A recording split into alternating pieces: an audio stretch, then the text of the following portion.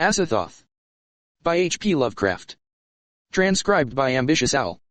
When age fell upon the world, and wonder went out of the minds of men, when grey cities reared to smoky skies tall towers grim and ugly, in whose shadow none might dream of the sun or of spring's flowering meads, when learning stripped earth of her mantle of beauty, and poets sang no more save of twisted phantoms seen with bleared and inward-looking eyes, when these things had come to pass, and childish hopes had gone away forever, there was a man who traveled out of life on a quest into spaces,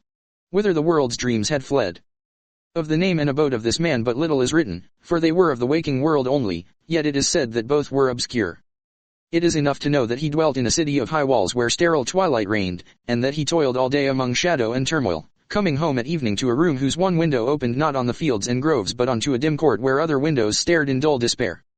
From that casement one might see only walls and windows, except sometimes when one leaned far out and peered aloft at the small stars that passed.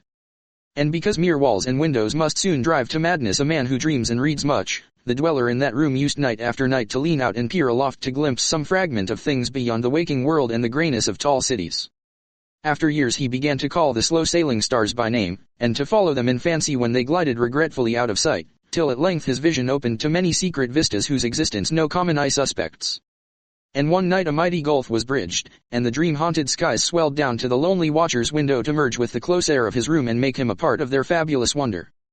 There came to that room wild streams of violet midnight glittering with dust of gold, vortices of dust and fire, swirling out of the ultimate spaces and heavy perfumes from beyond the worlds. Opiate oceans poured there, litten by suns that the eye may never behold and having in their whirlpools strange dolphins and sea nymphs of unrememberable deeps.